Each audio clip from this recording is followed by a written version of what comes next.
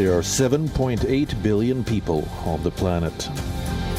Roughly 83 million people are added to the world's population each year. According to United Nations predictions, we could reach 9.7 billion people by 2050 and over 11 billion by 2100. Population and climate change are inextricably linked. Humans have been using fossil fuels indiscriminately to power their increasingly mechanized lifestyles. The global climate disruption is the largest single threat to the ecology and biodiversity of the planet.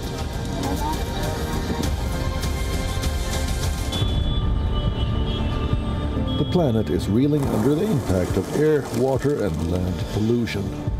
The housing crisis, deepening poverty, rising unemployment, hunger, and undernourishment are all linked to unsustainable population growth.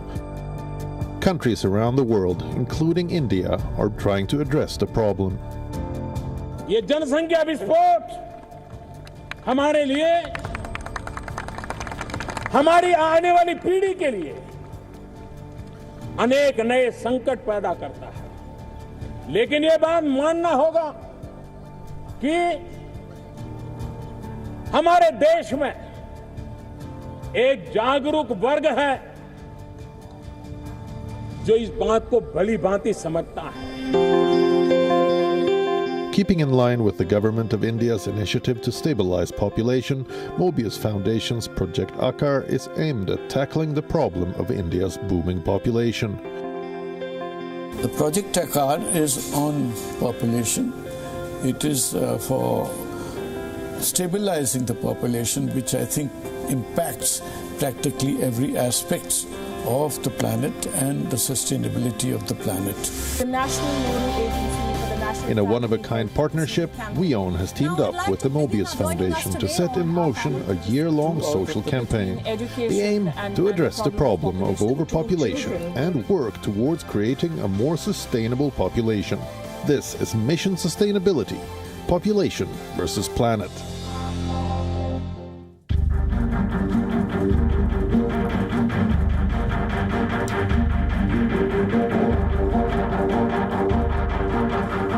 There are more than 7.8 billion people on Earth right now. The world's population may be growing, but the natural resources are finite. The human race is fulfilling its material needs selfishly and unsustainably. The planet is bearing the brunt of our actions. Climate change, depleting natural resources, air, water and land pollution, hunger and poverty are all intrinsically linked to population growth. Hello, I'm Palki Sharma Upadhyay and you're watching Mission Sustainability, Population versus Planet. This thought leadership conclave marks the beginning of a campaign that WION is launching in partnership with the Mobius Foundation. Over the next 2 hours, you'll hear policymakers, demographers and environmentalists discuss and debate various issues related to the theme of population stabilization. But before we get to that, let me invite our chief guest, Dr. Harshvardhan, Union Minister for Science and Technology, Earth Sciences and Health and Family Welfare of India, to share his thoughts on the issue. Ladies and gentlemen, at the onset, I would like to express my immense appreciation for WION and Z Media to launch this eminent year-long campaign called Mission Sustainability, Population versus Planet.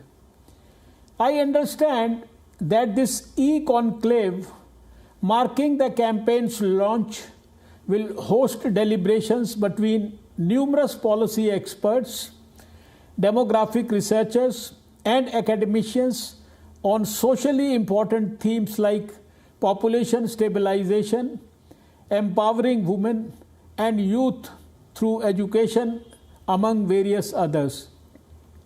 It is indeed an honor for me to be invited to be a part of this crucial dialogue. Friends, as we are all aware, the world population has increased from 1 billion in the year 1800 to 7.8 billion today. More people require more resources, and as the population increases, the Earth's resources deplete. The population boom has been affecting the planet and the human race in many adverse ways. People in developing countries like India feel the impact of environmental problems more acutely. India is the second most populous country in the world, and according to some estimates, it is set to overtake China as the most populous country in the foreseeable future. Understanding the challenge posed by an expanding population, India has been making exhaustive efforts to encourage adoption of family planning.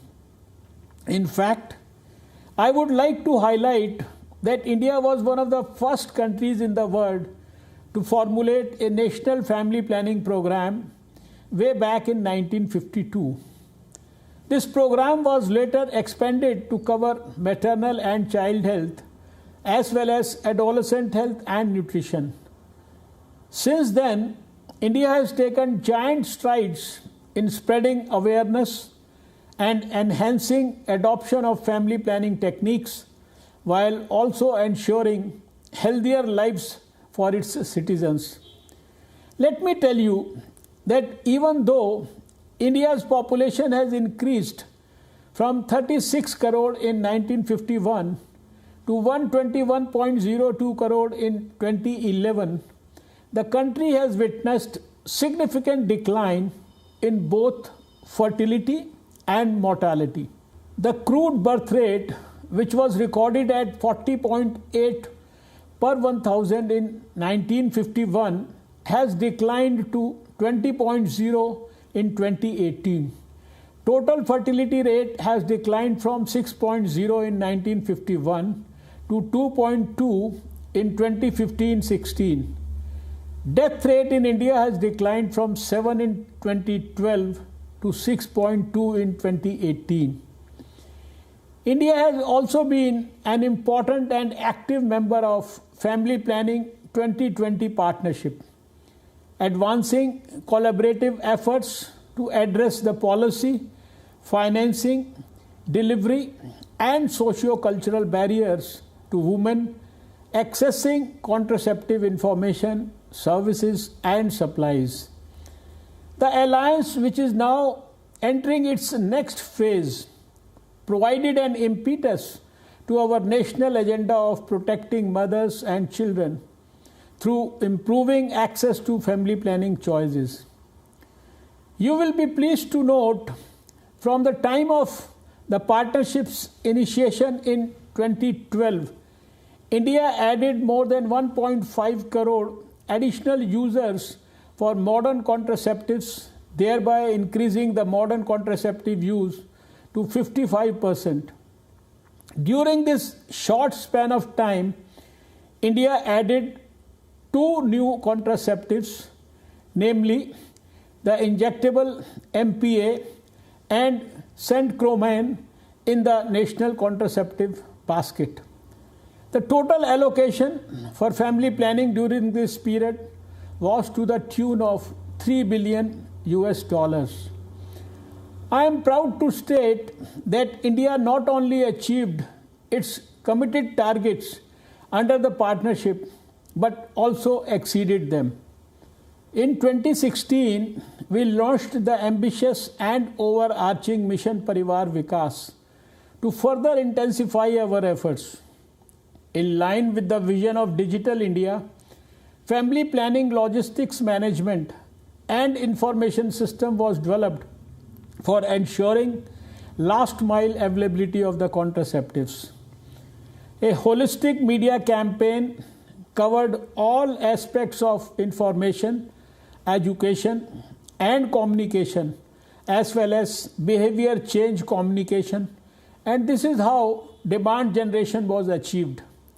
Strengthening post-pregnancy contraception with more than 10 million pregnant women benefiting through PPI-UCD and improving quality remained the central tenets of the program.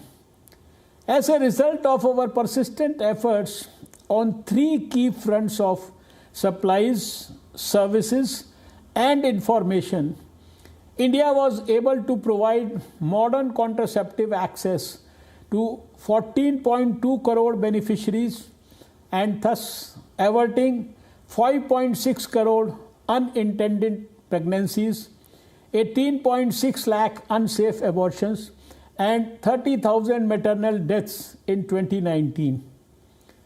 The recent National Family Health Survey 5 also substantiates the effort, as 20 out of 22 states surveyed so far have shown an increase in modern contraceptive use and 21 showing a decline in unmet needs for contraception. In what is a remarkable achievement, India is on the verge of achieving the replacement total fertility rate, with 28 out of 36 states and UTs having already achieved the replacement total fertility rate of 2.1. In fact, in the NFHS 5 survey, results for which are available for 22 first phase states, 19 of these have shown a decline in fertility. Population projection for India and states 2011 to 2036, released in July 2020, indicates that the total fertility rate is expected to decline from 2.37 during 2011 to 2015 to 1.73 during 2031-35.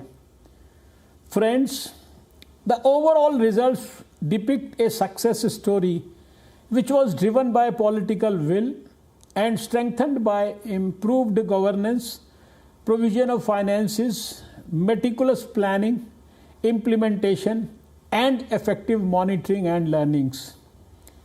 India is now in a phase of demographic transition with a substantial percentage of youth population. The youth population in the age group of 15 to 24 years is projected to decline from 233 million in 2011 to 227 million in 2036. However, the proportion of the working age population is expected to increase from 61% in 2011 to 65% in 2036. India is adding 12 million people to the working age population each year. The government, under the exemplary leadership of Honorable Prime Minister Shri Narendra Modi ji, is making tireless efforts to help our youth fulfill their potential, meet all their aspirations while contributing to the nation's progress. Ours is a government committed to delivering a prosperous new India where no one is left behind. The Atmanirbhar Bharat of our dreams will be built on the shoulders of empowered youth.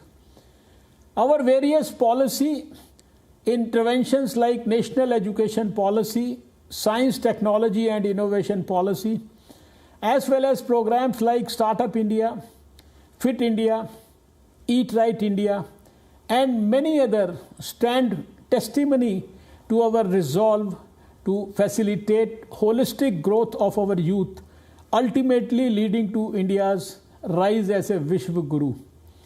Friends, India is geared to continue to rationally leverage its youth for stabilization of population by strengthening family planning services and improving girls' education while increasing female workforce participation. All of us very well acknowledge that women's health and empowerment impact the entire nation. All the schemes and strategies initiated by the government aimed the concept of women's empowerment. Over 9 lakh ASHA workers in the country are not only the drivers of health, but also the face of the empowered rural women who are making a difference every day in the community they work in and serve. Girls' education serves not only as an indicator for development, but also an instrument for promoting fertility decline. The government is now ensuring inclusive growth for all through our Honorable Prime Minister's ambitious aspirational districts program, where health, nutrition and education forms important pillars. India made remarkable progress in the past by reducing teenage marriages from 47% to 26.8% and teenage fertility from 16% to 7%. It is evident that the impact of the interventions is now beginning to yield dividends. Today, India is knocking at the door of achieving replacement level fertility and has made remarkable improvement in reducing maternal and child mortality. With commitment and perseverance, India can achieve the goal of population stabilization and advancing the development goals of the country. I thank you all for giving me the opportunity to address this learned gathering. My best wishes for your forthcoming deliberations and to WION for a successful campaign on this very critical issue. Thank you, Dr. Harshvardhan, for sharing your thoughts and perspectives with us on India's population issues. It was an honor to have you with us today. Let us now move towards the first discussion on sustaining the balance between population and our planet. The world's population continues to grow rapidly, surpassing the capacity of our planet to support it. Studies show that today more than 7.8 billion of us humans inhabit this planet. More people require more resources, which means that as the population increases, the Earth's resources deplete. Humans have been stripping the planet to accommodate rising population numbers. The result of this depletion is deforestation, increased greenhouse gases, climate change, poor air quality, and even water scarcity. But is there a solution? Is it even possible to strike a balance between people, development and the planet? Hello, I'm Akanksha Swaroop and I welcome you to Mission Sustainability, Population versus Planet. Joining us today on our panel to discuss this burning issue are Mr. Rameshwar Prasad Gupta, he's Secretary, Ministry of Environment, Forest and Climate Change. Dr. Madhavan Nair Rajivan, Secretary of Ministry of Earth Sciences, and even Mr. Pradeep Burman, who's the chairman of Mobius Foundation, a foundation that is working towards sustainability. I welcome all of our panelists today. Thank you so much for joining our discussion today. Mr. Burman, let me begin with you. You're a sworn environmentalist and a crusader of sustainability. What are the biggest sustainability challenges we are facing today, and how are they linked to overpopulation? If I was to pick two out of the many challenges that we are facing, one is climate change and the other is the air pollution. The reason that we look at air pollution is because our children are suffering. They are suffering from asthma, lung ailments, etc. So that is immediately apparent. But there are others which are behind, which are the cause of this is the climate change. So all of them will be apparent in no time. It is linked to population because the greater amount of population means greater amount of gases, and that is leading to climate change. And then this is a step down effect which carries on. And this is the trouble of overpopulation. Right. Dr. Rajivan, if I may take my next question from you, what is the biggest impact of climate change in India? The temperature over the country has risen about 0.8 degree for last 100 years. Which is the same rate of global warming rate. And but monsoon, as far as monsoon is our bread and butter. And as far as monsoon rainfall is concerned, there's not much change. So monsoon is a very robust system. But within the monsoon season, we see appreciable changes in terms of daily rainfall activity. So we do now get more and more intense rainfall activities, events. The heavy rainfall events, which can lead to flash floods and large-scale urban floods, etc. And the third thing is in between the monsoon season, the so-called the dry spells, the frequency of dry spells as well as the duration of the dry spell also is increasing, which is not really good for agriculture. And as far as heat waves are concerned, as you know, the heat waves are also can affect our health. And heat wave frequency, duration, and intensity also is increasing. And the last one is the tropical cyclone. The frequency may not be changing, but when a cyclone forms, it is more likely to intensify into a very, very severe cyclonic storm. So intensity of tropical cyclone is increasing. And of course, we all know that sea level over the whole globe, sea level is rising. Over the Indian region, it's almost 3 millimeter per year, the sea level is rising. And because of that, coastal erosion is happening almost 30% of our Indian coast.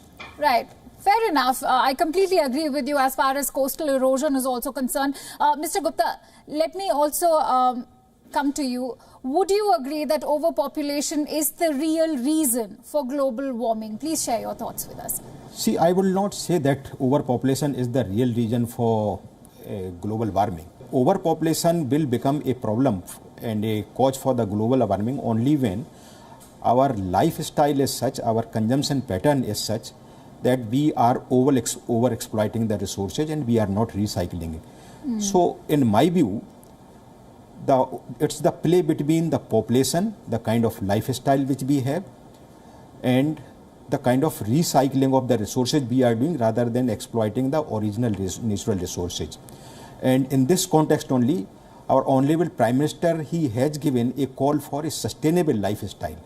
Now, sustainable lifestyle will depend the kind of population number which we are having and the lifestyle which we are having. If we are having a more population, that means our lifestyle will have to be such that we do with the limited resources which are available and recycle more and more resources. Dr. Rajivan, the global consumption of fossil fuels, the primary source of CO2 emissions, has gone up by 78% in the last 3 decades itself. Could you explain the impact of this? Yeah, carbon dioxide, as all of us know, that it's greenhouse gas, and last many years, especially after the Industrial Revolution, we have been burning more fossil fuels, especially carbon dioxide. And due to increase in carbon dioxide, due to greenhouse effect, the global warming is happening. And so there is a lot of pressure on, especially from the UN to all the nations, to cut down the fossil fuel emissions and consumption and move more to the new and renewable or green energy. And India is really, I'm very happy to see that with Honorable Prime Minister Narendra Modi, we have committed more and more renewable energy now, and the progress is much faster than what we really committed. Carbon dioxide is a uniformly distributed gas. So only one particular country cannot be blamed. All of us should take, including developed countries like US, UK, European Union, Australia, all those countries should own it, and they should assume that even though the population number is small, but because of just now they're talking about lifestyle, really lifestyle makes big difference. So overall, all the countries should make a commitment. We should not say it is not my job, it is your job. Absolutely agree with you. It is a global effort that has to come from all the countries. Mr. Gupta, talking about the water scarcity issue in India, more than 62 billion litres of untreated waste flows into the Indian rivers. We know that the country's booming population and rapidly expanding urban areas have exacted a huge toll on its rivers. We know a lot is already being done, but is it enough? Well, let me say that we are a water-starved country. Definitely, in comparison to the global standard, our per capita availability itself is shrinking as our population increases. We generate in urban India roughly about 75,000 million litres of sewage waste per day. Our capacity of treating the sewage is roughly about 30,000 million litres per day or so, and actual operations, they are for roughly about 20,000 million litre water per day, which out of the sewage which we are treating.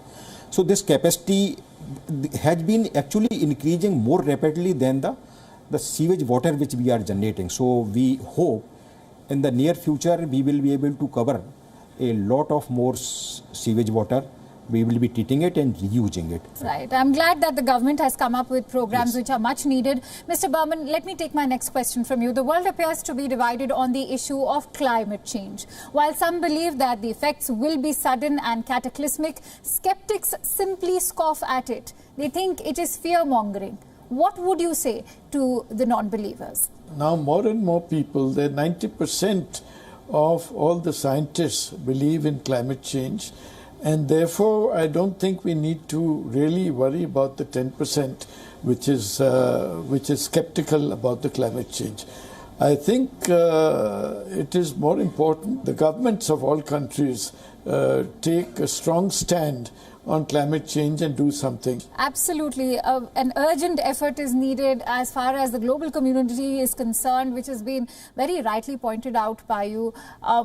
Dr. Rajivan, people in developing countries tend to feel the impacts of environmental problems more acutely. How is the population crisis affecting India particularly in terms of ecological changes? When we go for climate change negotiations with the UN bodies, so they always argue that your total population is much more. So even though your per capita emission is much less, but when you multiply by the total number of population of the total emission, what really makes the effect of the global warming is the total emission. So the climate understands only how much carbon dioxide is emitted. They don't understand how many people are living in a particular country. So it's really a matter that we should not assume that the population is not really affecting climate change. The population really will affect the climate change because we need more and more resources. More and more resources means more greenhouse emissions. And even though the lifestyle is not as big as US or Europe, but definitely the population increase will have an adverse effect on our environment and sustainable development. That's what I would like to say. Right. Mr. Burman, would you like to react to what we just heard right now? Well, I think it has been rightly pointed out about the lifestyle and link to the population. If we have a lifestyle like the United States, then our population cannot take it. However, when we look at the total population, that means that we cannot improve our lifestyle without affecting the planet. And therefore, we link immediately that the population itself should be limited. We have already done something in Kerala that it is being limited. But population problem is a much longer term problem and a longer term solution. So nothing can be done before 100 years. So within 60 years only you can control some population, and within 100 years you'll be able to control. So it's a much longer solution, and we ought to look at the longer term aspect of the whole thing. It is indeed a long-term solution. Of course, we'll have to work at it. Having said that, Mr. Burman, the buzzword these days is clean energy, green energy. But if the world's population is not stabilized, can clean energy or green energy alone be effective? Well, I would say partly, yes. Clean energy, once we do it, it will have a great effect on global warming and climate change. And I can tell you that a country like Germany, which is already having 70% of its energy, is from renewable sources. And that's what we should be working on as a first step towards affecting climate change. Mr. Gupta, you just heard what Mr. Burman had to say. Would you like to react to his comments? Now, renewable energy, 175 gigawatt we are going to achieve in 2022. That's what the Prime Minister has said, and we are very well going to achieve it. 40% of the total installed capacity coming from renewable by 2030. There again we are going to overachieve it. Honorable Prime Minister had said that when we are in the 100th year of our independence, that is in 2047, we will be fulfilling and we will be compliant with what globe wants, the world wants from us. On that note, let me also get in a quick reaction from Dr. Rajivan. Dr. Rajivan, what do you have to say about the importance and significance of clean and green energy? I fully agree with him that India should really move on to more and more clean energy, green energy. And India, as he correctly said, that India's commitment is very strong and the progress is also much faster than what we have committed. And so we should we should cut down the fossil fuel as much as possible and move to, and in India there is a lot of scope in terms of solar as well as wind. there's a lot of scope and a lot of potential. I think we should achieve that kind of potential, and we should move more and more clean and green energy. That's a commitment we should make. Mr. Gupta, I come back to you. Many animals are territorial and tend to travel miles in order to establish their own territories, ending up in conflicts with humans. Please share your thoughts on how the government plans to increase or expand natural habitats for the peaceful dwelling of wildlife. Well, let me say the increased man-animal conflict, that is because what we have done in the conservation. Our tiger population has increased to almost about 3,000. Leopard population is increasing. There are many other conservation measures for marine dolphins, elephant, and many other species which are on. Now, with the results of this, it is very natural that once our conservation efforts they are a success, then naturally the wild animals, they are going to move out of their habitat from the protected areas and sometime come into conflict with the nearby habitations. Whenever there is there are cases of this, there are government policies, the people are monetarily compensated. They are also involved in the protection and the conservation efforts in a big way, and there are more measures which will be coming into it. Our efforts are that these people who are bearing the brunt of the man-animal confrontation, they should also become part of the conservation and they should benefit from it. So there are very large number of measures which have been taken to involve these people in the conservation efforts. So basically it's a sort of managing that man-animal conflict. This is there, this will remain, but it's a happy outcome of our conservation efforts. Right. Let's also talk about the Earth's biodiversity. Now, Mr. Burman, if I may take this question from you, in a layperson's language, could you explain the impact of rapid human population growth on the Earth's biodiversity? Why is it alarming? The first reason I would say is the space which is being taken up by human beings is causing 1 million species a year to die out. Now, what does that mean? One species can die out. But it upsets the ecological balance. And when the ecological balance is upset, then there are a whole lot of things which we cannot predict that will happen. When species die out, then other species take over. And then the human species is generating so much waste. How do we take care of the waste? So there are a whole lot of other issues which come with the population increase and the biodiversity being lost. We don't realize it right away, but over a period of time, the biodiversity causes much more problems than we envisaged earlier. Dr. Rajivan, please do share your thoughts with us. Yes, that is true. Climate change also can add a new dimension to biodiversity because of the warming. But the global warming, for example, can really affect the biodiversity, and many species can die, and many species can really go away. I'd also like to go across to Mr. Burman for my next question. Mr. Burman, now when it was adopted in 2015, the Paris Agreement represented hope, a triumph in diplomacy. How successful would you say this has been? I would say it's partly been successful, but it's a very good direction which the Paris Agreement took. With the US pulling out, it appeared that it's going to fail. But now with the new government in the US, it is back on track.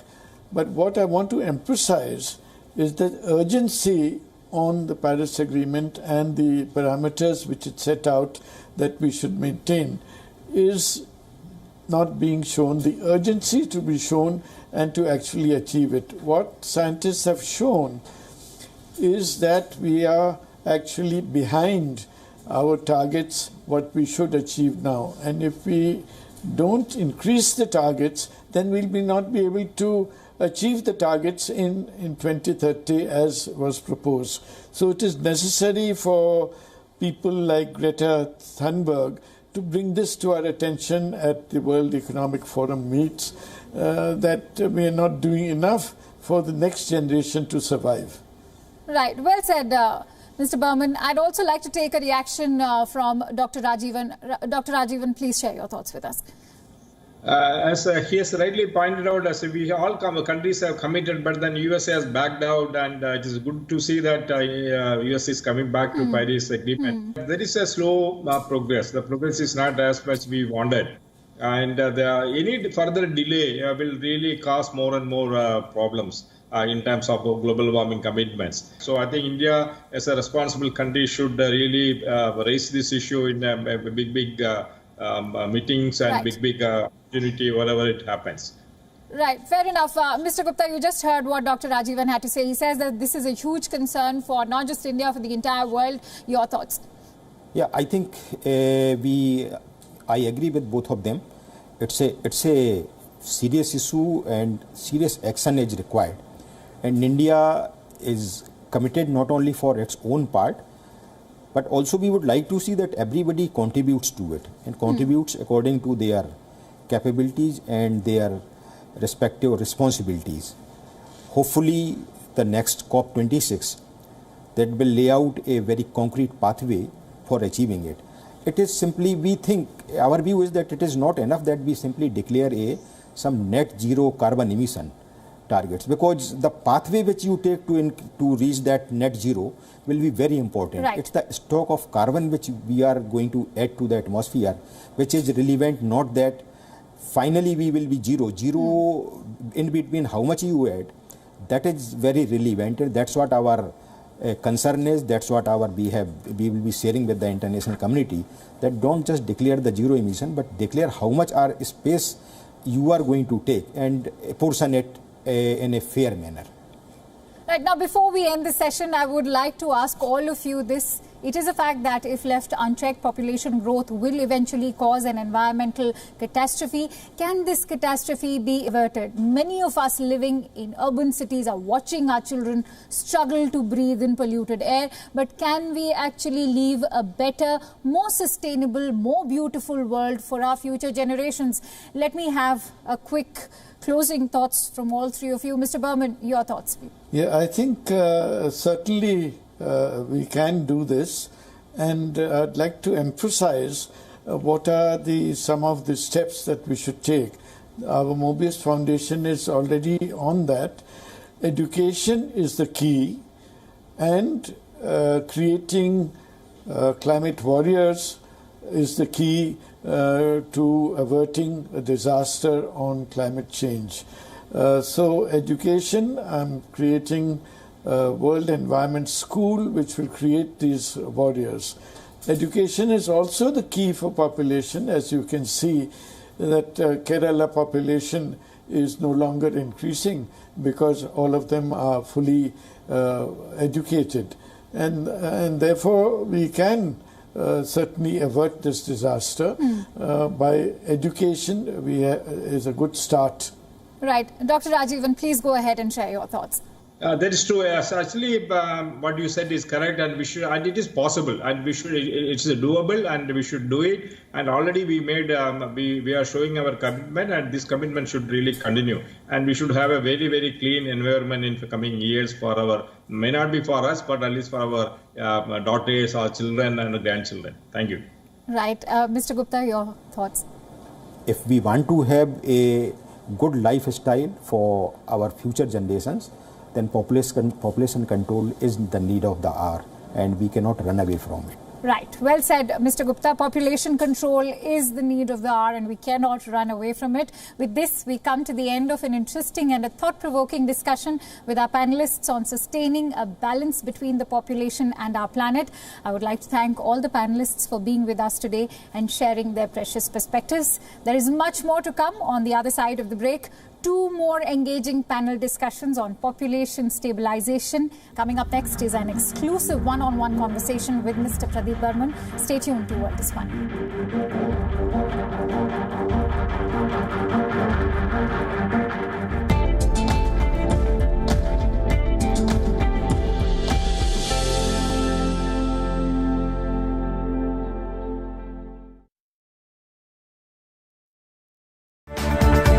WION now available in the United States. Download the app now. WION, India's global voice. The channel that brings you the biggest stories from across the world through India's lens. now available in more than 190 countries worldwide. Because we believe that the world is one. Watch us in Africa, Europe, Russia, USA and Canada, South America, Asia Pacific, Middle East and North African regions. Also available on these digital platforms across the world. WION. World is one. From the world's most volatile region, conflicts over faith and boundaries. Stories of death, destruction, despair, and hope. WION brings you to the heart of the action. Incisive analysis, unrivaled perspective, and exclusive ground reports. Watch West Asia Post every Friday, 8:30 p.m. IST with me, Radi Francis. Only on WION. World is one. I was born in Afghanistan. The Soviet invasion forced my family to migrate to Pakistan before moving to the United States. South Asia is home. Here, in the streets, on platforms like these, I am most comfortable. I'm in the studios of WION to bring to you the region's heartbeat. On South Asia Diary, you will hear voices from the world's most underreported region. We will talk culture, we will talk politics, we will talk creative innovations. This is South Asia, home to 1.9 billion people. And this is South Asia Diary with me, Mariam Wardak. Every Monday, 8:30 p.m. IST. On WION, World is One.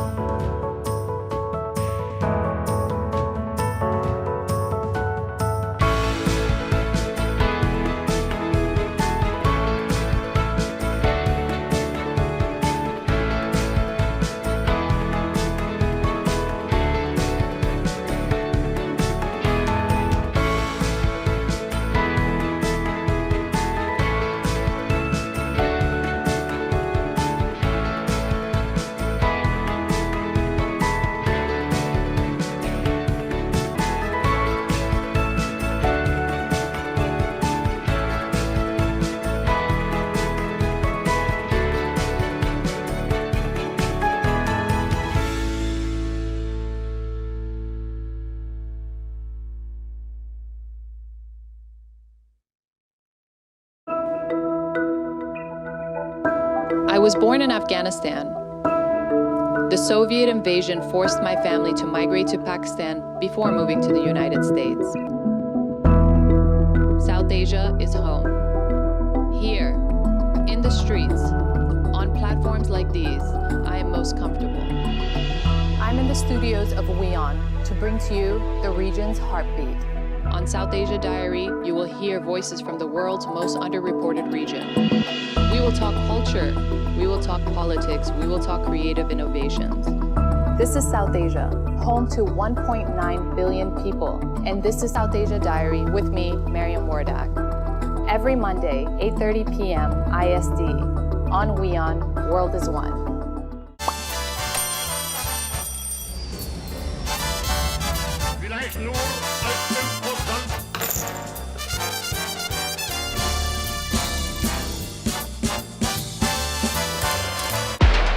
The November election is a crucial test for the country's first democratic government.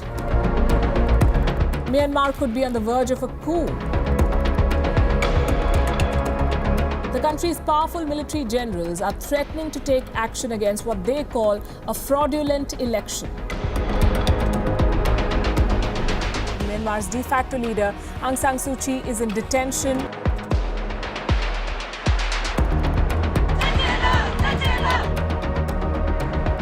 Our response team was flooded with messages. The coup has destroyed our youth's dreams and future. We want democracy and want our country to develop. #Save Myanmar.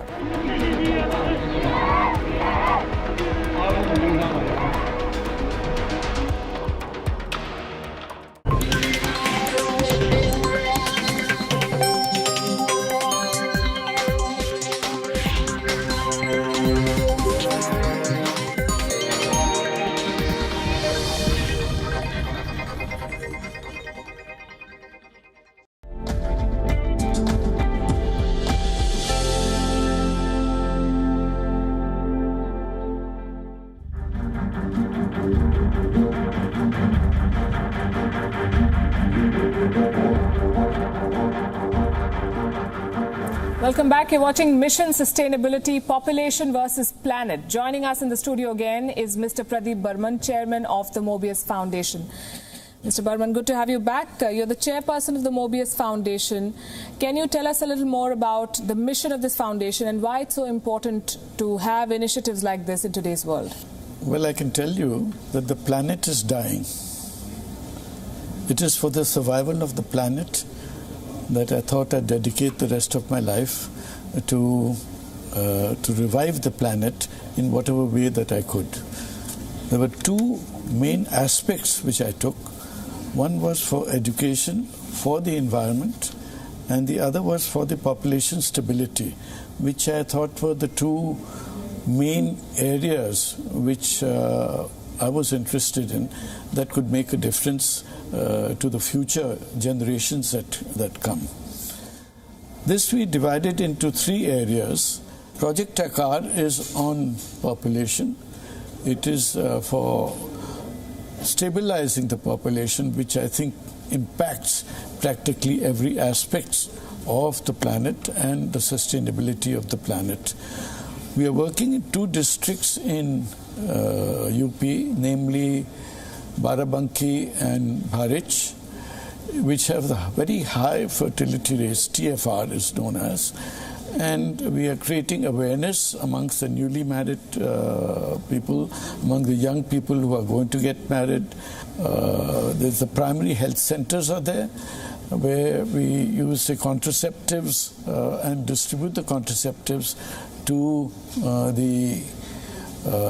the young couple.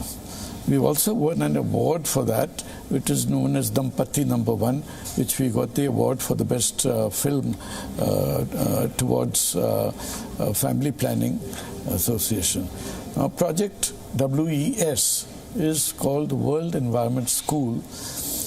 This I intend to set up in the region of Kurg, which is amongst the sensitive Western Ghats. And like the title says, it will be the first of its kind, the World Environment School, in which the students will have a practical experience in sustainability issues. Let me just give you an example, like gobar gas, like turning compost from gobar and doing it, looking after nature, in other words, having your own garden patch. The GAV is the Gyanananda Vidyalaya, which is a school in the very rural areas, in the backward areas, that we are trying to bring awareness about the environment and the dangers of the future of the next generation. So all these three aspects we have formed to try and do something by the Mobius Foundation. Right. The world's population is expected to grow by 2 billion people, and the numbers are quite interesting in the next 3 decades, from 7.8 billion to 9.7 billion in 2020. And the life expectancy is also increased. Humans are living longer now than ever before. The increase has been by 6 years, more than 6 years, between 2000 and 2019, from 66.8 years in 2000 to 73.4 years in 2019. While this is good news for humans, it does put a lot of pressure on Earth. How do we balance the two? I would say the only two solutions which we can implement right away. One is recycling. We have to recycle everything. The second most important thing is renewable energy. We have to have 100% of the energy that we use will come from renewable sources. If you can do these two things, I think the problem is solved. Yes, that would be ideal, but analysts are also predicting a steady decline in global population in the next century. And again, the trends are interesting. Countries like Japan and Italy are looking to increase their birth rates. In 2015, the Chinese government was forced to end its controversial one-child policy after the birth rates declined. And India is already witnessing a significant decline in total fertility rate over the past 70 years. We don't even have policies like the one-child policy. Do you believe that India is on the right track when it comes to a population strategy, if we have one? I would say partly yes, because first we have to stabilize the population. In the end, we have to reduce the population. The population of India during independence was 350 million. Today it's 1.3 billion. And that's 4 times. The land hasn't increased, the water hasn't increased, but there are 4 times as many people to inhabit the same area, the habitat, the same number of jobs. Maybe the jobs have increased, but it puts a pressure on everything. Right. The Prime Minister of India, Mr. Narendra Modi, spoke about the need for population control in his Independence Day speech in 2019, and he also said that smaller families are observing a form of patriotism. The idea of a population control bill has been controversial. What is your position on that? Do you think that we should have a law to check the exponential growth of population? I think definitely a law or coercion would absolutely be the wrong way of approaching the whole thing.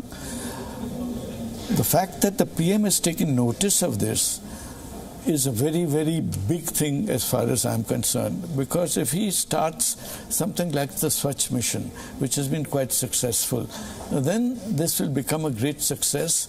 So I'm very glad that this has been taken. But we have to fill in the gaps, which is what Mobius is trying to do, is to take it to the villages where the TFR rate is high, to supply the contraceptives, which I found is you're not able to supply, and that's one of the reasons for the overpopulation. So some of the gaps have been filled, and the NGOs will have to need to fill that. The government cannot do everything. It can inspire people to do, and that I hope Mr. Modi is already doing, and he will continue to do that. Right. And after having engaged with you and your team for all this while, we can say that your efforts are not half-hearted, sir. And we at WION are very happy and excited to partner with the Mobius Foundation for Mission Sustainability, Population versus Planet. What I want you to tell our viewers is, what do you hope to achieve through this campaign? I think it's impossible for me to succeed to reverse everything or to save what I'm trying to save. But in whatever effort I make, I hope others will emulate. And this is one of the things that I'm doing, is try and garner the youth and get the youth to do the projects, which we've done in the last season. And we've given a prize to the youth for sustainability projects. So once the youth takes it up and the youth is energized to do this, then certainly we can do a lot, because many hands will make less work. Thank you very much for your insights, Mr. Burman. It was a pleasure speaking to you, and all the very best to you. Thank you very much.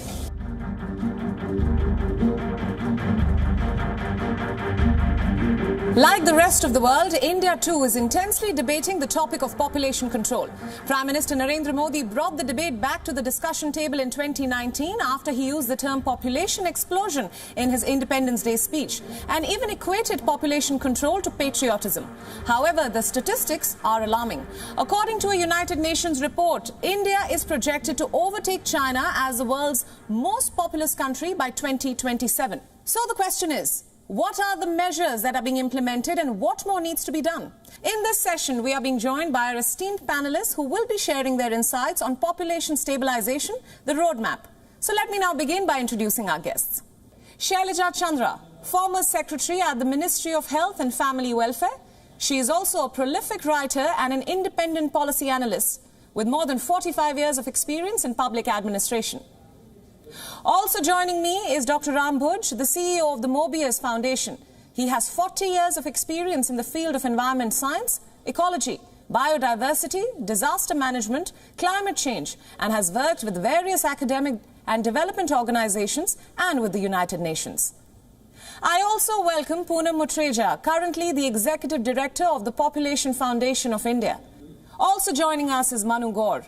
As an activist for various social causes, Mr. Gaur drafted the first ever population control policy. He is currently the president of the Taxpayers Association of Bharat. A very warm welcome to all of you, and thank you so much for joining us on this unique campaign. Now, I'd like to begin our discussion with you, Dr. Bhuj. India is the second most populous country in the world, contributing to nearly 17.5% of the global population. Could you set the context for this and tell us how the situation stands as of now with respect to population stabilization?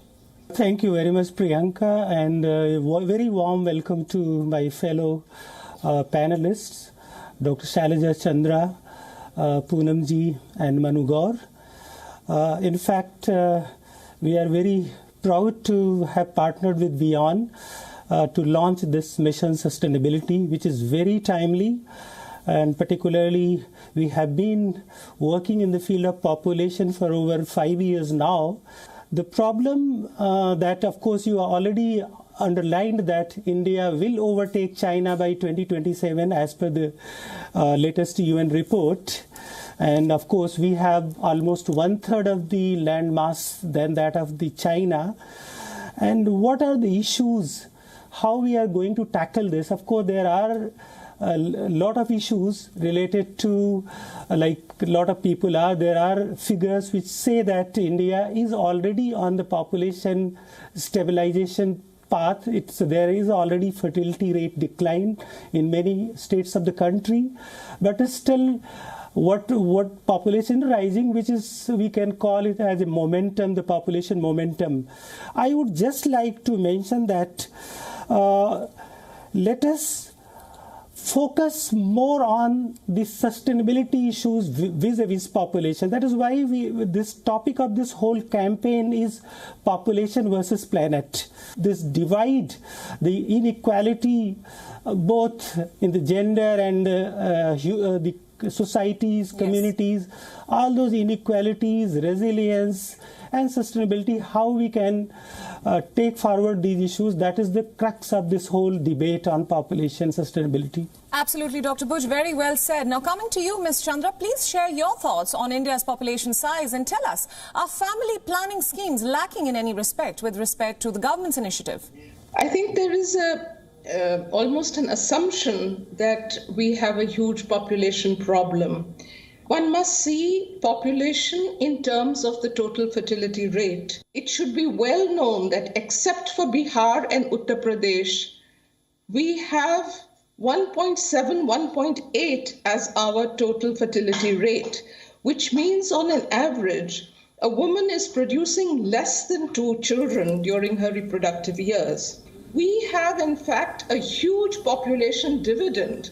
When all other countries are aging, Japan, the West, we are having a huge, you might say, young population who would be able to be a wonderful workforce if only they were educated and healthy. Population per se is not an issue, but in some of the states like Uttar Pradesh and Bihar, which have some time to go before they reach the 2.1 fertility rate, there you have districts, and I'm very glad Mobius Foundation picked on Barech and Barabanki. You see, if you pick on the ones where the TFR is very high, then you can focus and target families which need family planning advice, family planning, I'd say contraceptives. And you'll be very glad to know that the latest NFHS figures, the NFHS 5, it doesn't cover UP, but it does cover Bihar and other states. Definitely not only has contraceptive use gone up, it also shows that there is an interest in trying to raise the couple protection rate. So that is a very good sign. The only thing that is worrisome is female sterilization in India is unfortunately the only way, practically the only way, which is called a modern method of contraception. Coming to you, Ms. Matreja, please weigh in and react to what Ms. Chandra just said. And what does India need to do to work towards this goal of this very ambitious goal of sustainable population stabilization?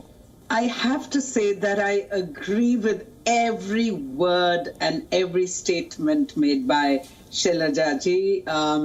And it's very comprehensive and it reflects not just the reality but the data. We need to increase investments to provide quality family planning services to women and men of reproductive age. Our population is going to increase and overtake China and then further increase, and the decline will begin again in 2100 years. Currently, our budgetary allocation for family planning is 4% of the national health budget.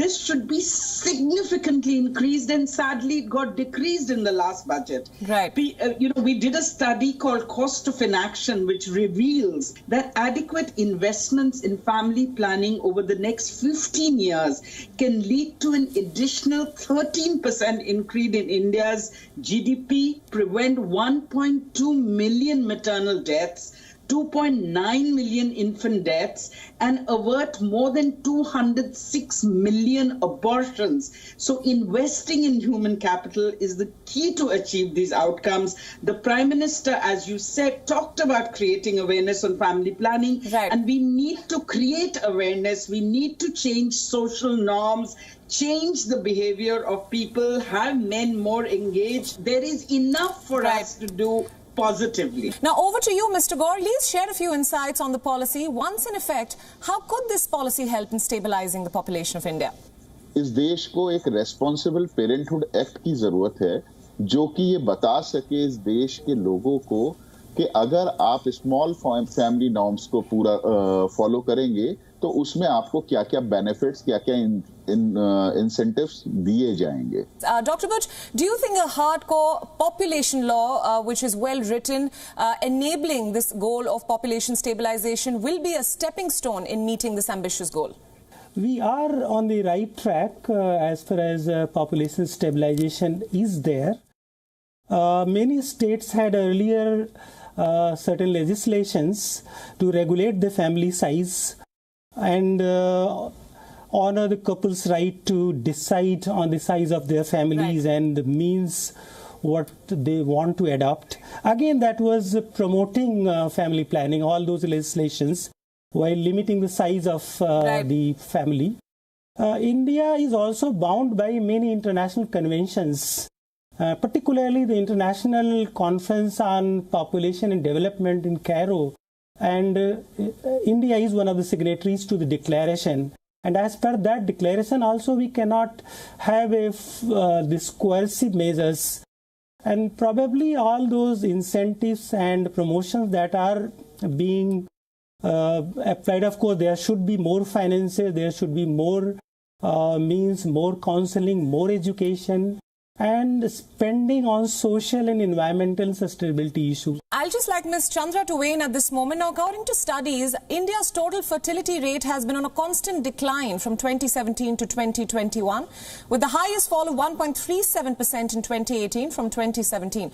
So, Ms. Chandra, do you think that people are making themselves more aware of the overpopulation situation, moving towards a stabilization? Oh, yes, without a doubt, because we have a large base, and that is because of past, you might say, momentum. Those people are going to have their 2 children. Some are opting for just 1, but 2 you really cannot deny them, and they are well within that. I would only say that the bigger picture of population must be addressed, and quickly. Once I read that the government might even think of bringing a law which would be able to push up the age of marriage for girls from 18 to 20.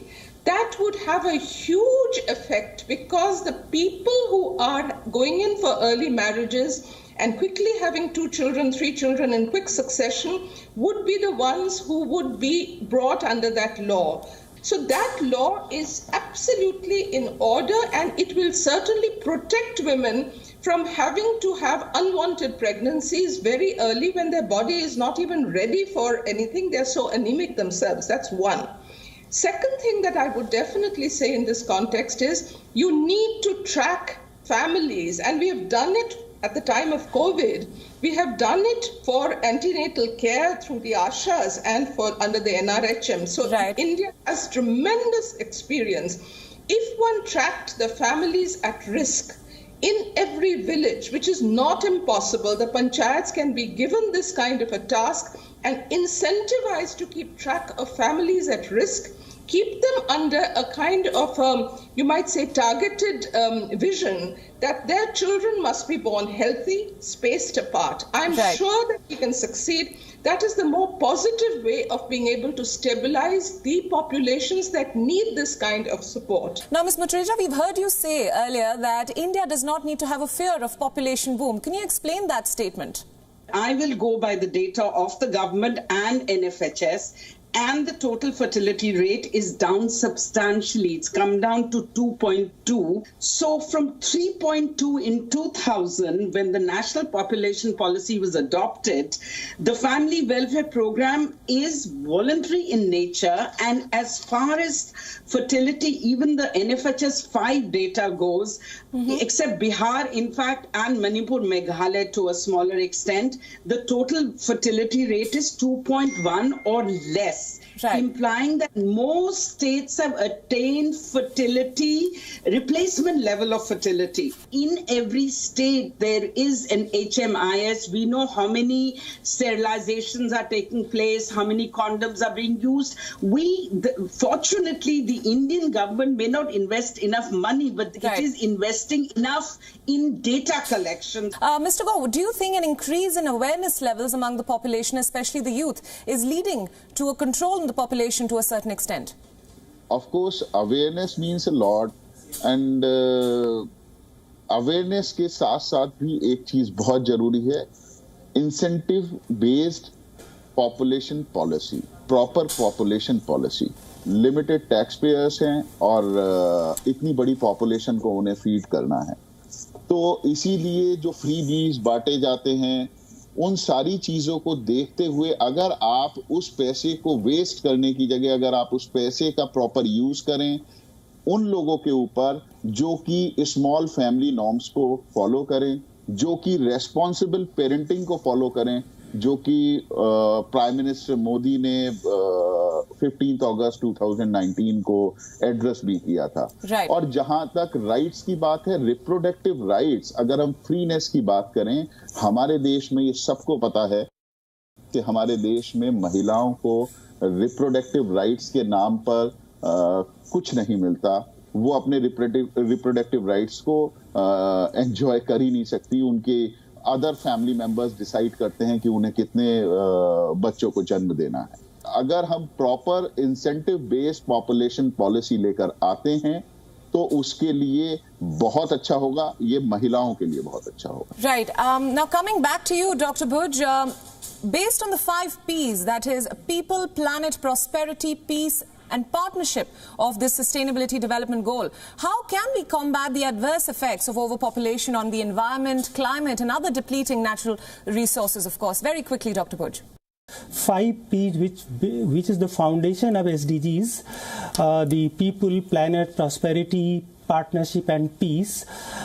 People, of course, it's closely related to the human beings, to the population, and it's a basically unfinished agenda of Millennium Development Goals, removing poverty, health, education, water, all these provisions. This is what people-based and directly impacts population. The other one is planet, and goals 13 to 15, these are related to the climate change, consumption patterns, biodiversity, all these, and urbanization. These are impacting because the population as well as the population impacting these goals. So what we call as Great Reset, and of course as the making extra effort towards achievement all these 5 P's and sustainability is the key to population stabilization.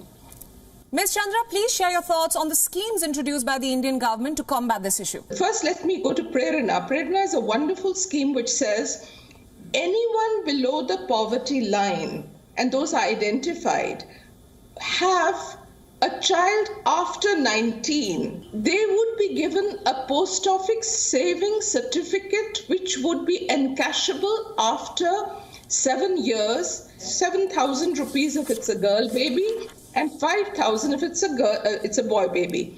Second scheme which was wonderful was Santushti, which is that you encourage male sterilization, and if so many cases are done, well, the compensation that Jansankhya would give for that would be X amount.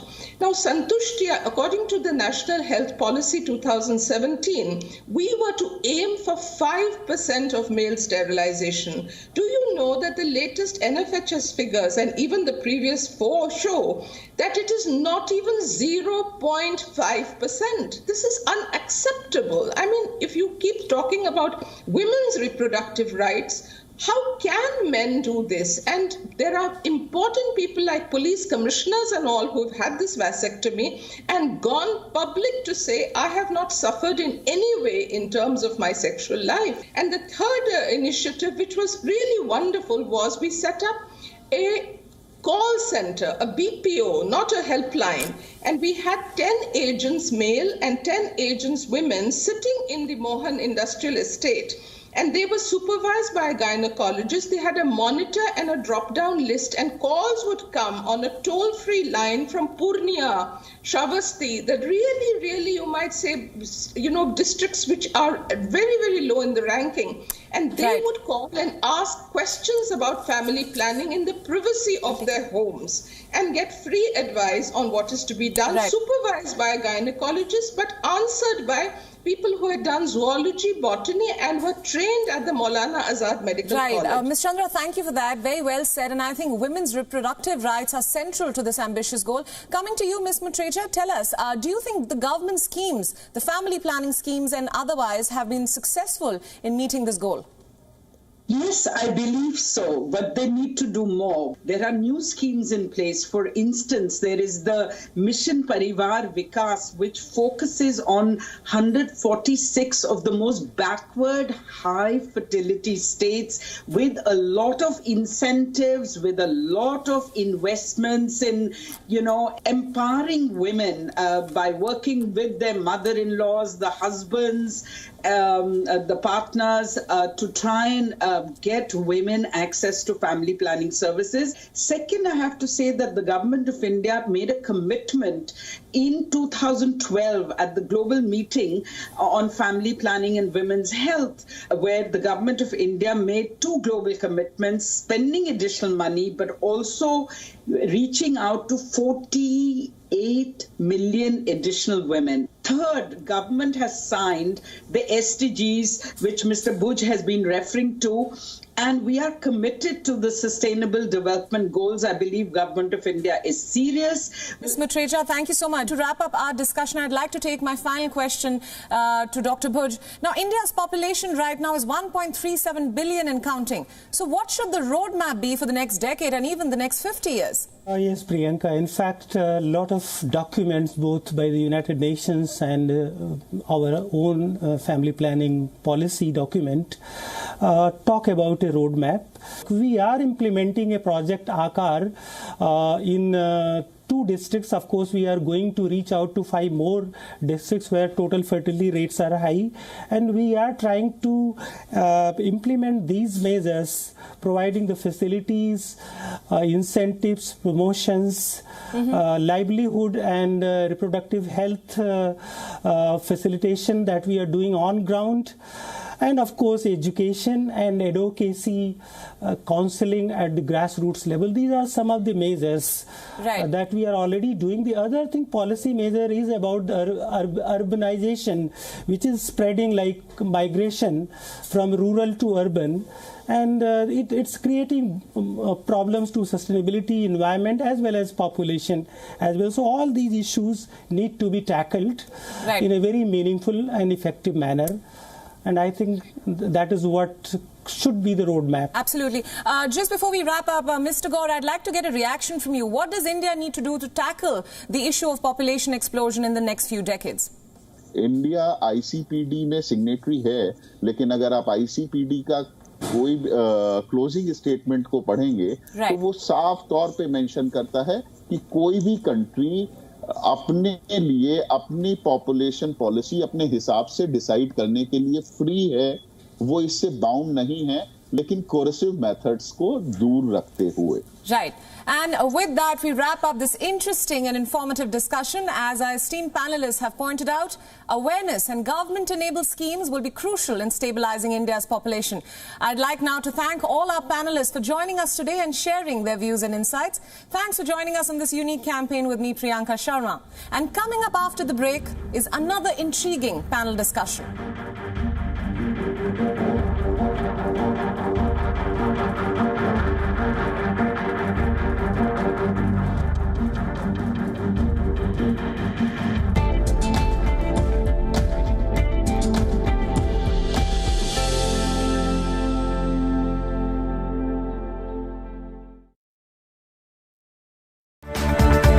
WION now available in the United States. Download the app now.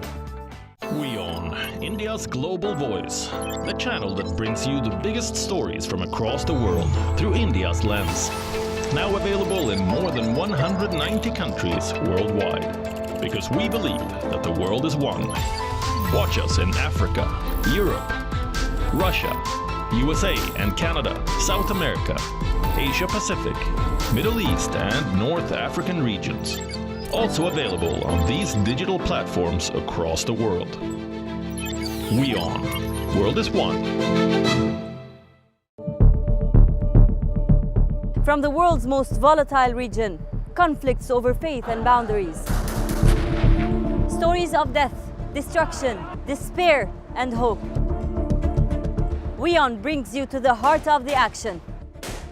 Incisive analysis, unrivaled perspective, and exclusive ground reports. Watch West Asia Post every Friday, 8:30 p.m. IST with me, Radi Francis. Only on WION. World is one.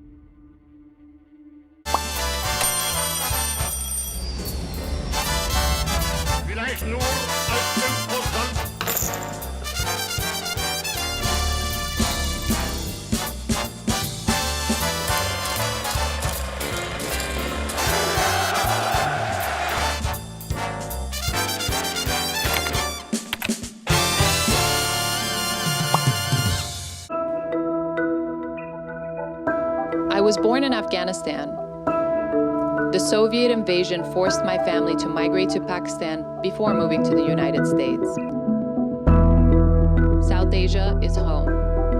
Here, in the streets, on platforms like these, I am most comfortable. I'm in the studios of WION to bring to you the region's heartbeat. On South Asia Diary, you will hear voices from the world's most underreported region. We will talk culture, we will talk politics, we will talk creative innovations. This is South Asia, home to 1.9 billion people. And this is South Asia Diary with me, Mariam Wardak. Every Monday, 8:30 p.m. IST. On WION, World is One. The November election is a crucial test for the country's first democratic government. Myanmar could be on the verge of a coup. The country's powerful military generals are threatening to take action against what they call a fraudulent election. Myanmar's de facto leader, Aung San Suu Kyi, is in detention.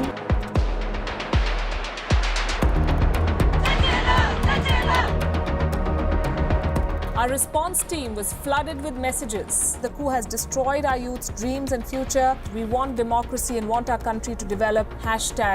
#Save Myanmar.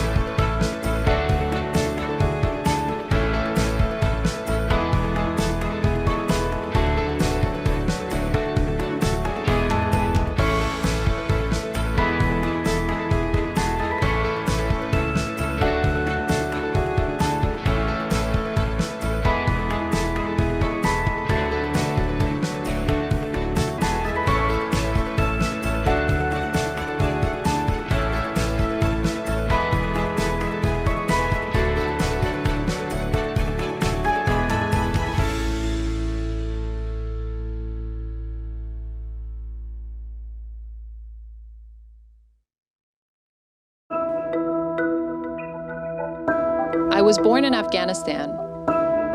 The Soviet invasion forced my family to migrate to Pakistan before moving to the United States. South Asia is home. Here, in the streets, on platforms platforms like these, I am most comfortable. I'm in the studios of WION to bring to you the region's heartbeat. On South Asia Diary, you will hear voices from the world's most underreported region.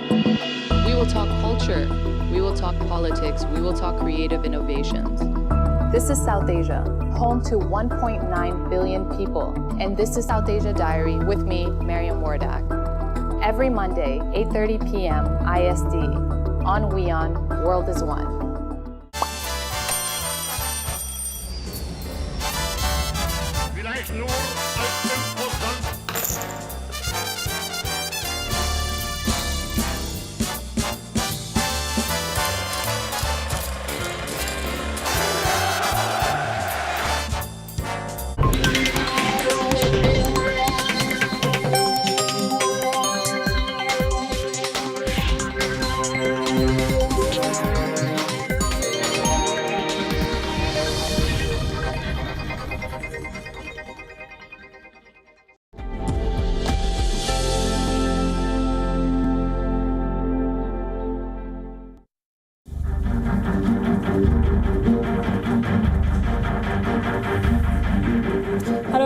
Sharma Upadhyay, and you're watching Mission Sustainability, Population versus Planet, a thought leadership conclave by WION in partnership with the Mobius Foundation.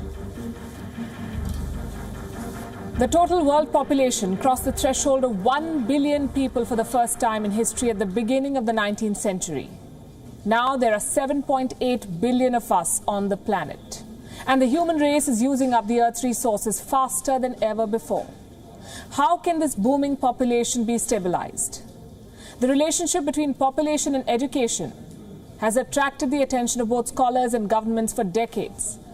Looking at the figures for India in particular, 33.6% of the population is born of adolescent pregnancies.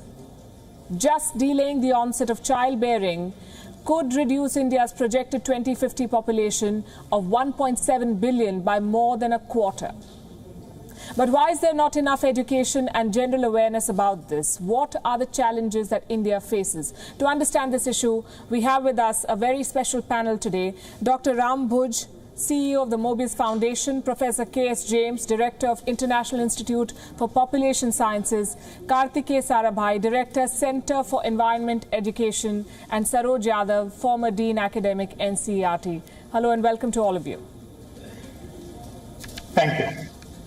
Dr. Bhuj, population explosion is a subject that we grew up writing essays about in school, and yet we are here discussing it again today. Do you feel that there is still a lack of education and awareness about this issue, and that is the root cause of India's growing numbers? Thank you so much, Balki and our fellow panelists. Welcome to this very exciting educational campaign, Population versus Planet. In fact, it's a fact that the education is the key to population stabilization as well as the planetary sustainability. We all know that in areas where there is a high literacy rate, higher education, there is less children. Where there is almost 50 to 60% female literacy, in those areas almost the total fertility rate, that replacement rate, is around 1.7 to 1.8%. In other areas where the literacy rate is lower, the fertility rate is higher, close to 3 per population. So that is the trend which is everywhere, in every state, in every part of the world also. The other factor which is very important is lack of education, and that too on the population matters: sexuality, reproductive behavior, attitudes, cultural and social values. All these shape the size of the family. In India, unfortunately, this has always been a controversial subject. Family education, or the sex education, what we call population education, has been a controversial subject. There have been attempts to introduce into the curriculum, but somehow these have not been favored to a great extent. Our national education policy also just pays very little attention towards that. Of course, we are happy to know that our Prime Minister, when he spoke from the ramparts of the Red Fort in 2019 on Independence Day, he emphasized on the role of smaller families, and he said that population control is akin to patriotism. And another tribute we must give to our Prime Minister is that in 2018 he launched a teachers training module which is activity based on family planning or healthy living under the Ayushman Bharat scheme. And this training module is being implemented in all government schools of the country. And this is really very encouraging. Kartikeya Sarabhai, how do you see the link between education and the problem of population that India is facing? Also, when we talk about the participation of the entire population, do you believe that there needs to be a special drive for equal participation from men in family planning? And I'm looking at some numbers. Female sterilization continues to be the preferred mode of family planning among Indian couples between the ages of 15 and 49, with 36% of the couples opting for it. Male sterilization, on the contrary, is an option used by only 0.3% of couples. Thank you, Palki. As you rightly say, the population increase during this last century, where we are increasing by 1 billion people every 12 or 13 years, is something which just makes the entire planet completely unsustainable. And India, with this young population, is particularly contributing to what the whole world scene is. So what we do really impacts others. The connection between education and population is very clear, especially female education. And so it's not necessarily education about population control or family planning, it's just education per se. So I think that is something which is a goal, and the faster we do it, we see the dividends of it. But in addition, the type of point which you just now made, that there is a lot of stigma to male population control measures and others. And I think this can only go through a major campaign with people understanding what happens when sterilization happens or something. Does it change their character? There is this whole feeling of masculinity, and what happens with that. You have to also think in terms of women marrying later. Our laws already provide for that. But my feeling has been that if with education, there can also be some earning possibilities, so that the girl child in the family starts becoming not seen as something which is not earning, or how do you keep them later. But it's a complex issue. But education is the key to this population. One of the reasons why we had a setback earlier on is when we pushed population per se rather than education for population.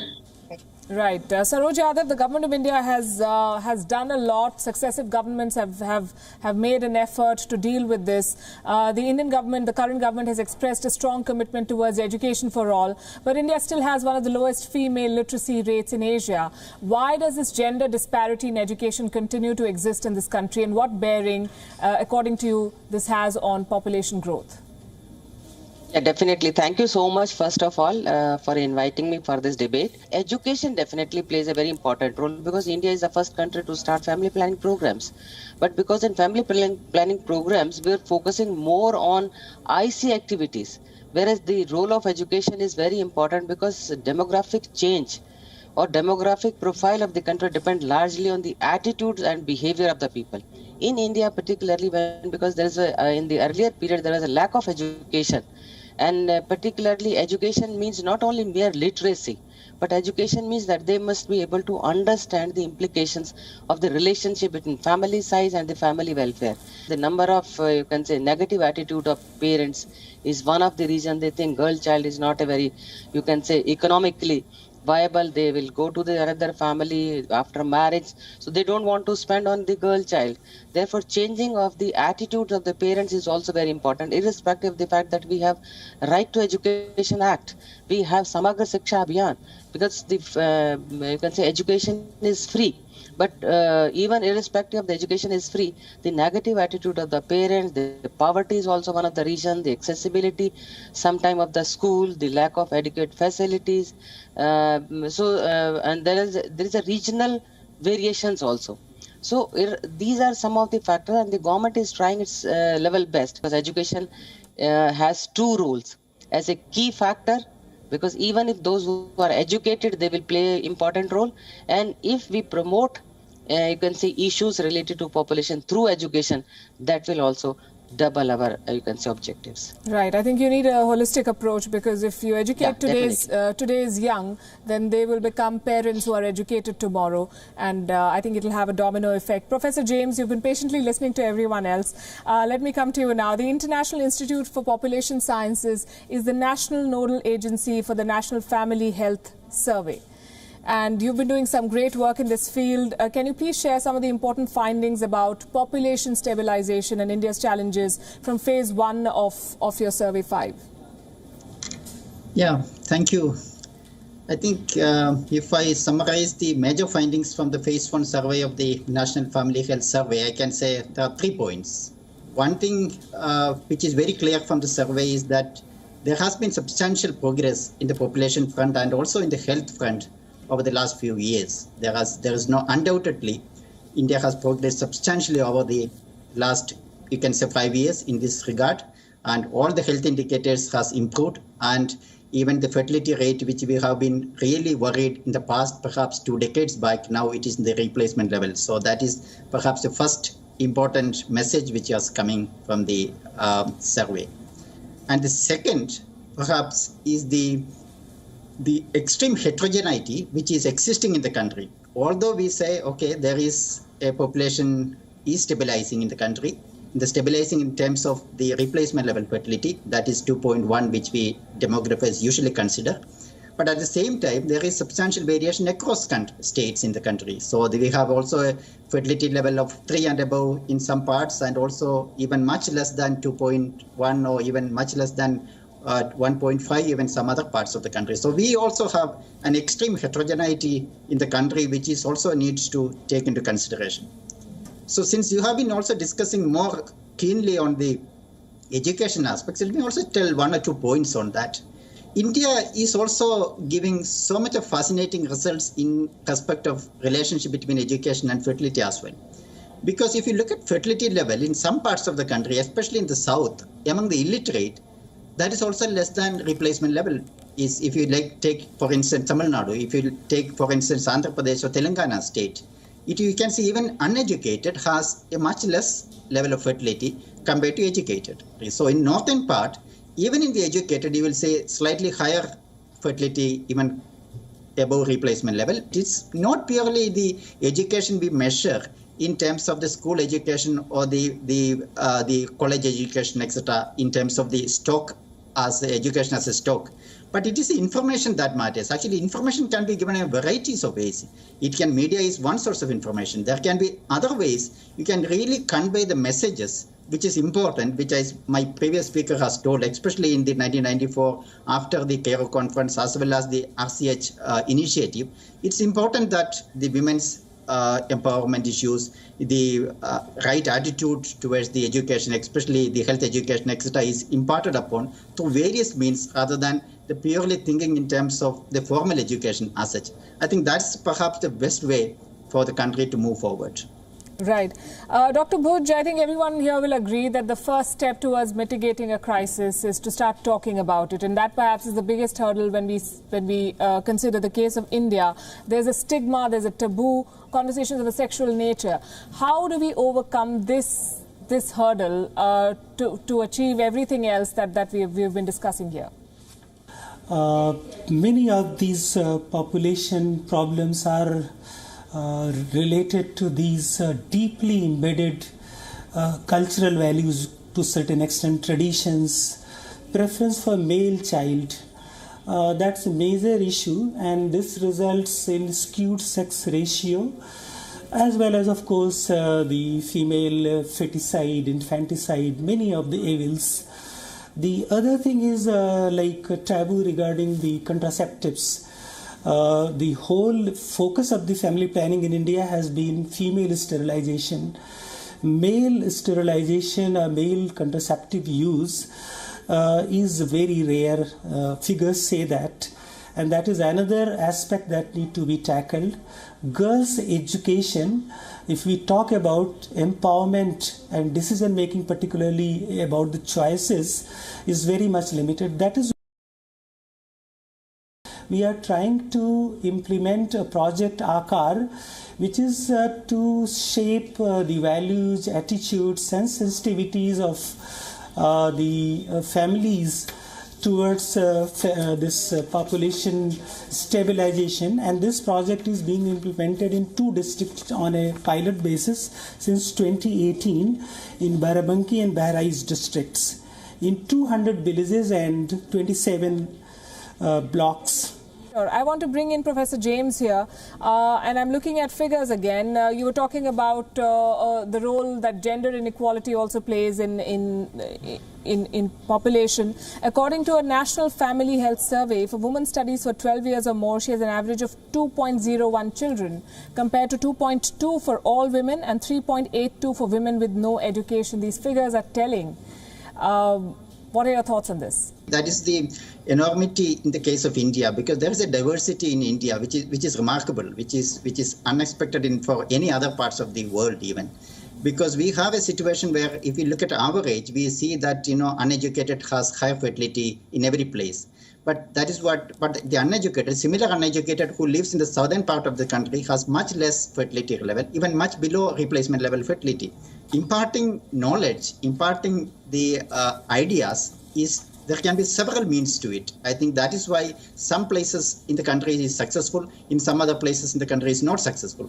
There are also problems with sex ratio, which I have which some of the speakers have already mentioned, that in some parts, this low fertility is also leading to sex ratio imbalance. So this is overall, I think what we see at the aggregate may not be true in the different parts of the country. So what we need is a approach which is specific to specific regions, specific to specific communities, which is because we need to really study them much more closely. That is why the National Family Health is, if you look at, earlier it was only a state level survey. Now it has gone to a district level survey because we give district level estimates so that we know we also actually capture the enormity of the problems in the country, not actually at the aggregate level. Right. Saroj Yadav, very quickly I want to ask you, India has the largest adolescent population in the world, 253 million. Every 5th person is between 10 to 19 years of age.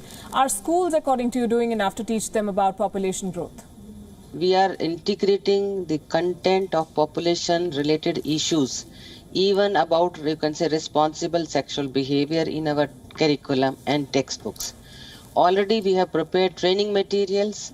The country is implementing one very huge program, training all, you can say, upper primary teachers, up to upper primary teachers through NISTA. So NCERT is implementing that program, and in that program there's one module to train all the teachers.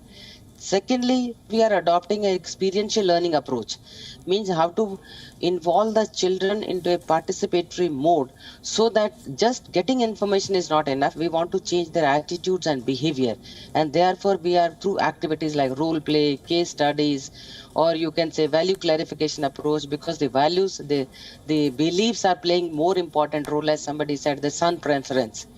Because irrespective of the fact they want small family, but they want to have son, and that has resulted in lower sex ratio. So we want to integrate all these content in the curriculum so that it reaches to the teachers. Advocacy is very important, as he has rightly said, because in southern part, the whole ambience has been built in such a way that they have smaller families. But states like Uttar Pradesh, like Bihar, like Rajasthan, these states really need advocacy, where we have to involve not only the parents but the community, the religious leaders, which can play a very important role. We have already prepared the training materials, so training of teachers and other functionaries, we have to have strong, you can say, monitoring mechanism. Then only we will reach that whether those things which have been prepared are really reaching to those people.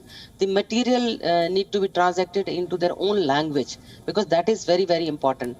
For the first time, the two ministries, the Ministry of Education and the Ministry of Health and Family Welfare, they are working together so that the education ministry is able to, you can say, provide them age appropriate information and knowledge, and the health ministry is able to provide them services.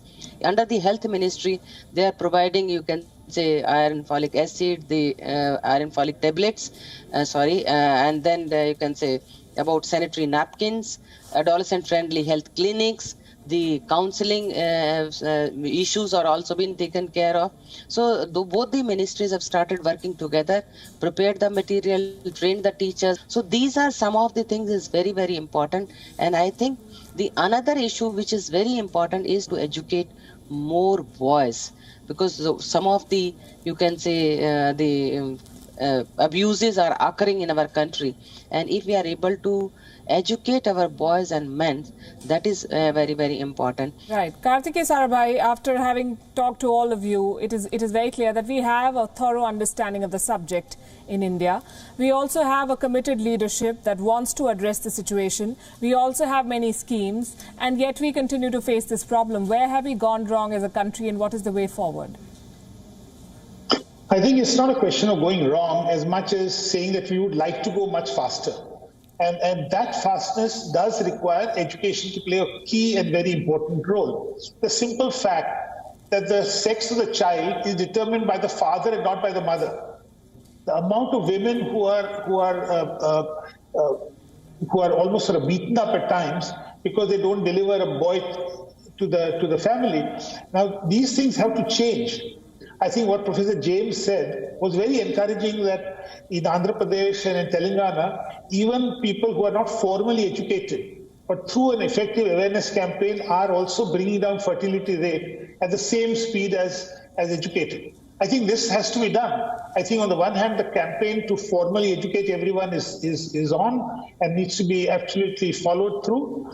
But you must remember that because we are talking about culture and behavioral change, these values really happen at childhood. And I think if we start at the school and see that every child who now goes into adulthood has got these key values, understands sexual education, understand what the importance of boys and girls are in society, then I think we've made a huge start. So I think while we are doing a lot of things, we need to do something more. So overall, I think society would be much, much better if we really appreciate the role of women, and it will not only impact population, but it will impact growth in all areas, and it will have better citizen participation. Right, I couldn't agree more. Dr. Bhuj, Professor James, Kartikeya Sarabhai, Saroj Yadav, thank you very much. We're out of time, but thank you for sharing your thoughts with us here. And for our viewers, you've heard the experts speak. Countries with better educated citizens tend to have a healthier population and decreased fertility rates. A more educated workforce also makes poverty eradication and economic growth easier to achieve. And it all begins with educating and empowering our youth to make better choices. With that, we come to the end of this session. I would now like to invite Mr. Amitabh Kant, CEO of Niti Aayog, to share with us his vision for population stabilization. Distinguished guests, ladies and gentlemen, the population explosion is a burning issue before every nation of the world. It is also a global problem as well as an economic problem and a social problem. Prime Minister, on the occasion of the 73rd Independence Day, spoke on the need for population control during his Independence Day speech from the ramparts of Red Fort. He said, there is a greater need for discussion and awareness on the population explosion. Population explosion, he said, will cause many problems for our future generations. But there is a vigilant section of the public that stops to think before bringing a child to the world, whether they can do justice to the child, give them all that she or he wants. They have a small family and express their patriotism to the country. Let's learn from them. There is a need for social awareness, unquote. India launched its family planning program in 1951 as part of the first 5-year plan and became the first country in the world to have a state-sponsored population program. There was not much progress for the next 10 years. The program got a tremendous boost with the creation of a separate Department of Family Planning in the Health Ministry in 1966. family planning got the importance in all subsequent 5-year plans. In the year 2000, India developed a national population policy which provided a policy framework for advancing goals and prioritizing strategies during the next decade to meet the reproductive and child health needs of the people of India and to achieve net replacement levels, which is otherwise called reduced total fertility rate by 2010. The National Health Policy 2017 recognizes that improved access, education and empowerment would be the basis of successful population stabilization. The policy imperative is to move away from camp-based services with all its attendant problems of quality, safety and dignity of women to a situation where these services are available on any day of the week or at least on a fixed day. Other policy imperatives are to increase the proportion of male sterilization from less than 5% currently to at least 30% and if possible much higher. In 1950-51, India's population was 361 million. According to the 2011 census, it was 1,210 million. Our population has been growing at the rate of 2.2% per annum since independence. We have reached 137 billion in 2020. Population scientists have postulated a threshold to the number of births to keep the population under control. This is expressed as the total fertility rate, which is the average number of children of women of childbearing age must have. Population above TFR means growth, while that below TFR means a decline. At TFR, the population is maintained. A 2.1 TFR would keep the country's population stable.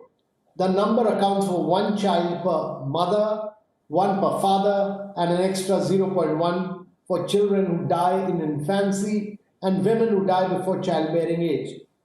The WION Population Division terms this as the replacement level fertility.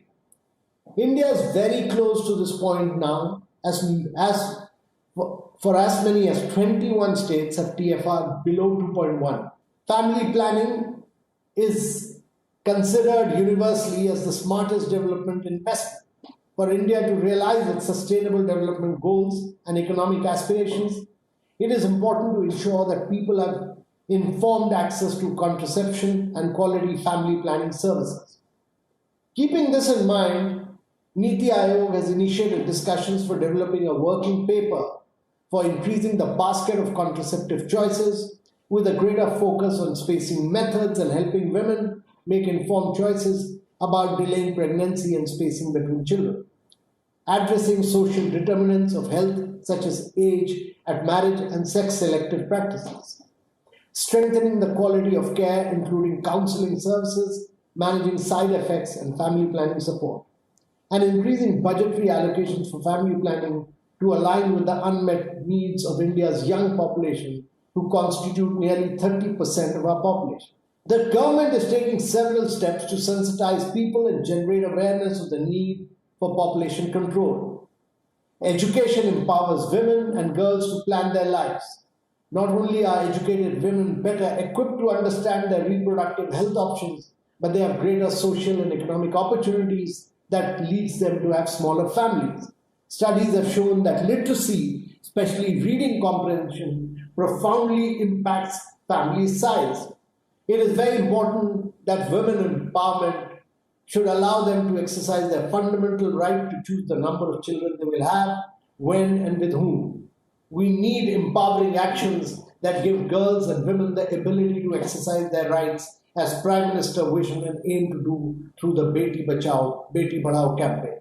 Thank you very much, ladies and gentlemen. Thank you, Mr. Kant. I think the discussions today have been extremely meaningful. Sustainability efforts must take the expanding human population footprint into consideration, and we cannot have a sustainable planet without stabilizing the world's population. And we can tell you this conclave was just the beginning. In the coming months, we'll keep bringing you powerful documentaries on mission sustainability, population versus planet. Thank you for watching.